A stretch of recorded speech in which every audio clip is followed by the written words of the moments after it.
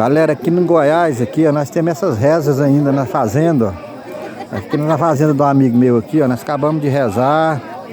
E agora nós vamos batizar aqui. Eu sou padrinho de batismo aqui de uma menininha, eu mais minha esposa. Tá aqui, ó.